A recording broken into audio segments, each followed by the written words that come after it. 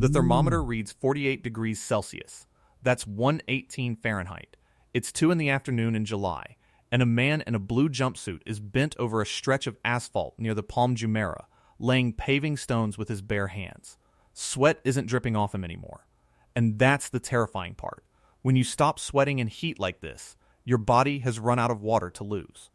Your core temperature is climbing toward the point where your organs literally start to cook themselves from the inside out.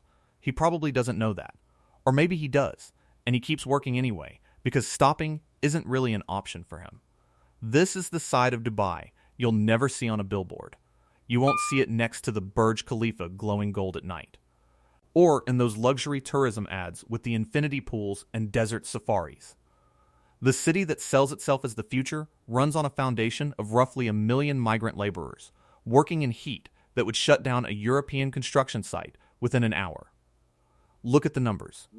Foreign nationals make up around 88% of the population in the United Arab Emirates. 88. The majority of the men doing the hard physical labor, the scaffolding, the concrete, the road crews, the delivery riders weaving through traffic on scooters, come from India, Pakistan, Bangladesh, Nepal, and the Philippines. They came for money to send back home. A lot of them end up going home in a box. Stay with me here, because the way this heat kills is quieter and a lot more sinister than you'd expect. It doesn't usually look like heat stroke. It hides. Think about what happens to your body when you do hard labor in extreme heat, day after day. Your heart is a pump. Normally, it pushes blood to your organs and muscles, but when you overheat, your body panics. It shoves blood toward your skin to try and dump that warmth. So your heart goes into overdrive. It works harder and faster, just straining to keep up. If you're a young, fit guy doing 8 hours of manual labor at 45 degrees, your heart can end up beating like you're sprinting a marathon all day long. Do that for years, and your body breaks down. Then comes the sleight of hand. When one of these men collapses and dies, the death certificate almost always says cardiac arrest. Heart failure. Natural causes. It almost never says heat. A study published in a peer-reviewed medical journal looked at migrant worker deaths across the Gulf and found something disturbing. A massive portion of these workers, guys in their 20s and 30s with zero history of heart disease, were dying of cardiovascular events. Healthy young men don't just drop dead of heart attacks at those rates, not unless their hearts are being pushed way past their limit by relentless chronic heat. That's how you keep a crisis invisible. You change the name of the cause. You bury it in a category nobody complains about. The Vital Signs Partnership, which is a group of human rights organizations, spent months looking into worker deaths in the Gulf. They hit a wall in the paperwork. Roughly half of all migrant worker deaths were blamed on natural causes or cardiac arrest without an autopsy, an investigation, or any real explanation of why a healthy 32-year-old bricklayer suddenly died. When you don't investigate a death, you don't have to admit what killed him. And if you don't admit it, you don't have to fix it. Now think about what happens to the families back home. A man leaves a small village in Nepal or Kerala. He takes out massive loans, paying thousands of dollars to recruitment agents, just to secure the job. He leaves to build glowing towers in a city he could never afford to live in. Months later, the phone rings. He's gone. Natural cause. Because officially the job didn't kill him, there's no compensation. His heart just stopped.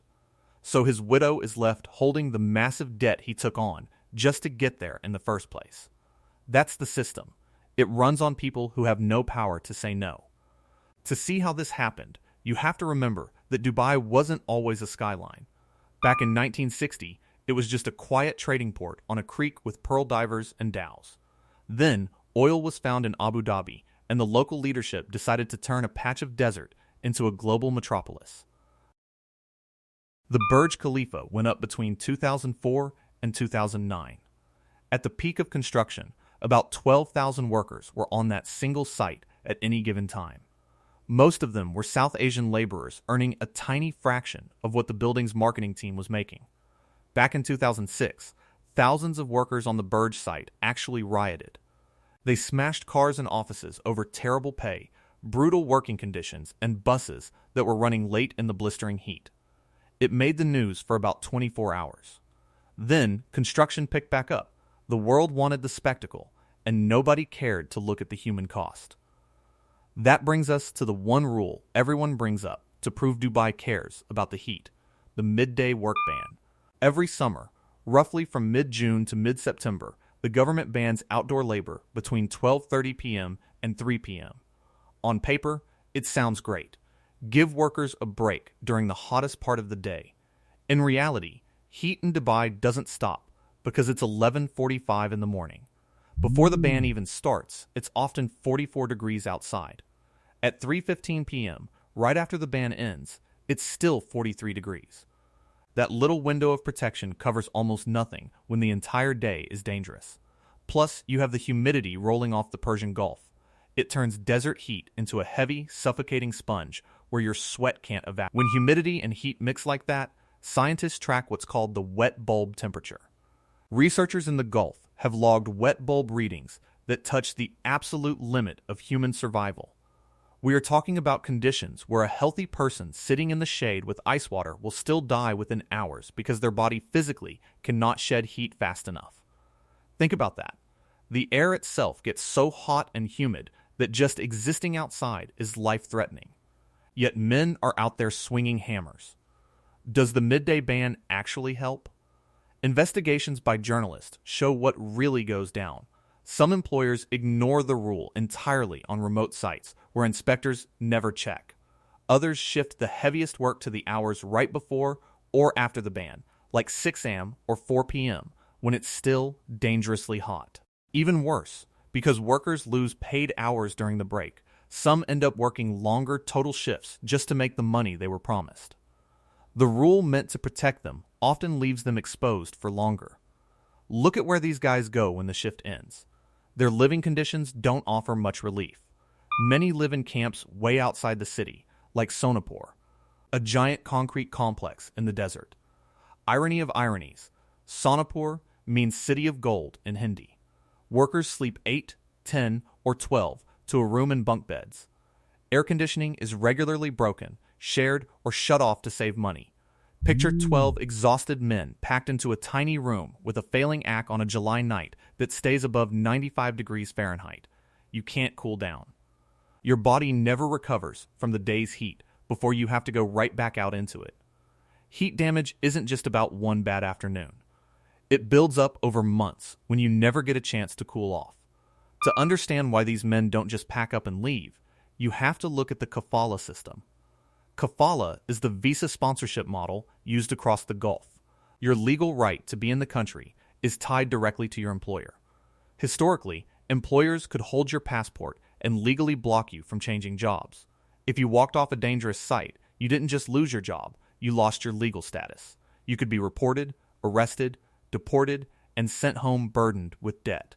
Imagine being ordered to keep working in 116-degree heat while your head is pounding and your vision is going blurry. The person giving that order controls whether you can even stay in the country. That isn't just employment. That's total leverage. The UAE has updated some of these laws recently, making it easier to switch jobs and technically banning passport confiscation. But human rights groups keep finding the same reality on the ground. Passports still get taken. Fear still keeps people in line. When speaking up means deportation, you keep your head down and keep working. I don't want to frame these workers purely as victims, though. These men are doing incredible things for their families. A construction worker from Bihar, sending 80% of his paycheck home, might be feeding an extended family of 8, paying for a wedding, or putting his relatives through school. Remittances from the Gulf keep whole towns afloat across India, Pakistan, Bangladesh, and Nepal. These workers made a tough, brave choice to build a better life. The tragedy isn't that they moved for work. The tragedy is how the system treats them once they arrive, and how hard it tries to cover up the cost. Researchers looking into heat safety in the Gulf found that during peak summer months, some laborers were losing so much water they went through an entire 8-hour shift without needing to pee once.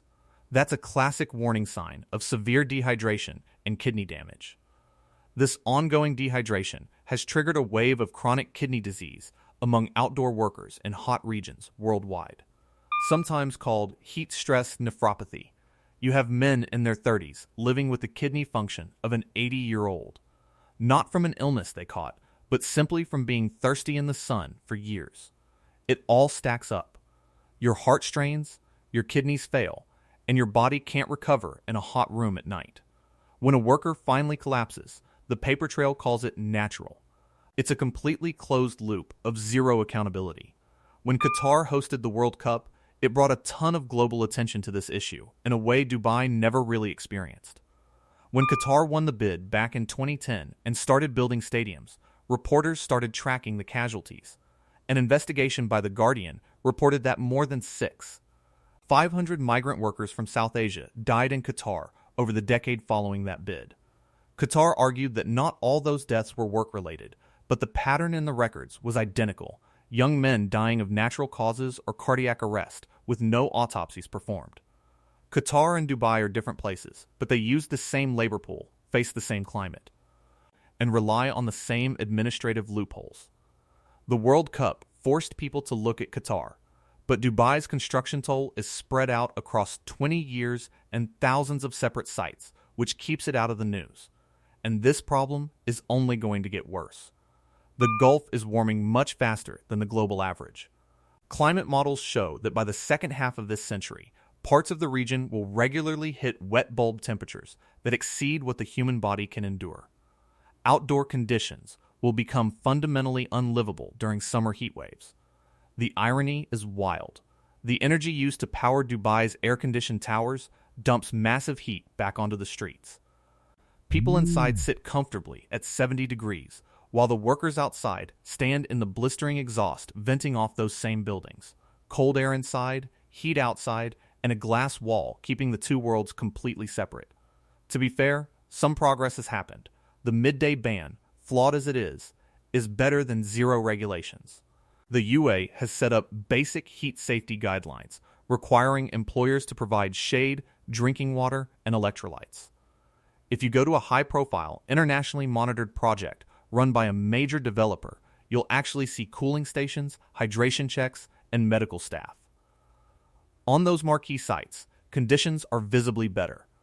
The real problem is that protections exist mainly where the cameras are looking. On small, secondary sites where a subcontractor hire builds an everyday apartment block, inspections barely happen. The government simply doesn't have enough inspectors to cover every site in a country building this fast. The rules are on the books, but they aren't enforced equally. Most of us, tourists, expats, viewers watching from home, do a bit of mental gymnastics here. We love the result, but we ignore how it got built. We admire the Palm Jumeirah Islands built out of the ocean, without thinking about the crews who spent years in the sun dredging that sand. We look at the Burj Khalifa and forget the millions of work hours it took to build it. Much of it done in extreme heat. The workers themselves know this. If you talk to them, many will express a quiet pride in what they built.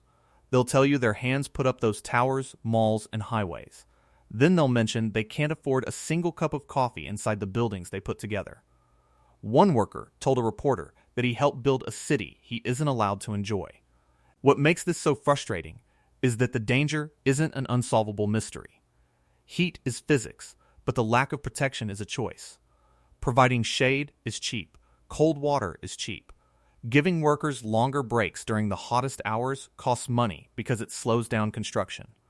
Performing basic autopsies to find the real cause of death costs political will. Every single fix is affordable for a city with this much wealth.